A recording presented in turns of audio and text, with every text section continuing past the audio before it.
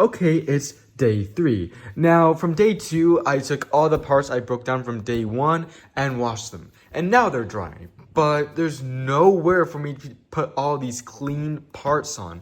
It's dirty and just a lot of dust and grime. That's gonna have to change.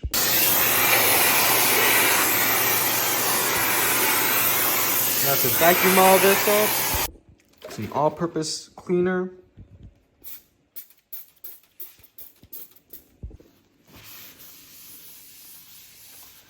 And there we go. And now I got these spick and span as clean as I can get them. Thankfully, the serial number did not get washed off.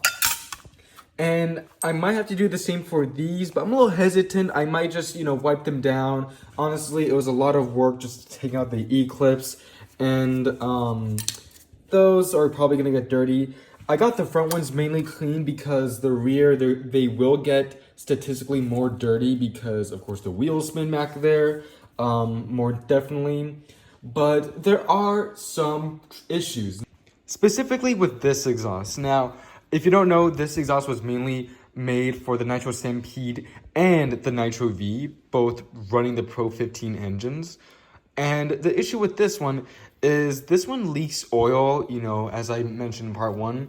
But for here, there are some cracks and some rips here. It just looks terrible. And I'm going to probably have to get new tips. Thankfully, Traxxas does sell, most of these exhaust parts for this exhaust system. The only part they don't sell, however, is this little T-shape. But you can get a lot of these online, so from eBay or old vintage hobby shops. In the end, I did decide to take apart the rear A-arms in the rear assembly because it was just, pretty dirty and grimy, and it would be good just to clean it up a bit, just so rust doesn't start forming on these kingpins. And what I'm doing right now are the shocks. These Ultra shocks have been around since like the late 90s, and there's a lot of part support. They're very easy to take apart, honestly. And right now I have, you can see that there, I have the blue pipe that connects the, like the engine, exhaust with the rear pipe. And I do have the other shock pieces as well. So I'll be changing out the oil here. If you cannot hear, this is very squeaky. Doesn't help without the spring, honestly. Yeah, it doesn't help, but it is very squeaky, and I bet the oil looks very disgusting. And here's one of the shocks. And actually, I'm kind of surprised it isn't too dirty, but it is definitely missing a lot of oil, and I bet the new 35 weight oil will help this shock a lot. And now they're completely disassembled. Hopefully these seals here are still reusable. Let me take a look at this one. This one's pretty damn chewed up, honestly. This does not really look that good. They're supposed to be like this. Just smooth, round.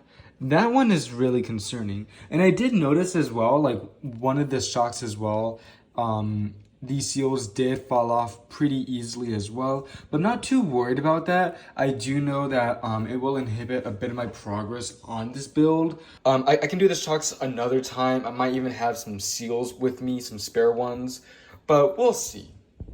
Okay, so here's a recap of what I did for this part 3 episode of my rebuilding of my Nitro Stampede. So what I did was I took apart the shocks, cleaned more of the finalized parts. Even the metal ones, I had to put it in my ultrasonic cleaner. They do look a bit better, not as grimy, thankfully, anymore. And I did take out all of the hardware, and I did clean it as best as I can. And here's the rest of the parts. This is from part 2, of course. All this, just ready to be placed back in the car. Honestly, I'm not going to take these apart. They look pretty fine to me. What I am questioning, though, and a little bit concerned, is this transmission. I'm trying to think like, oh, should I take it apart? Is it worth it? And honestly, I might clean it up as best as I can. Worst case scenario, I will have to re-grease it, but it's not too bad of a process.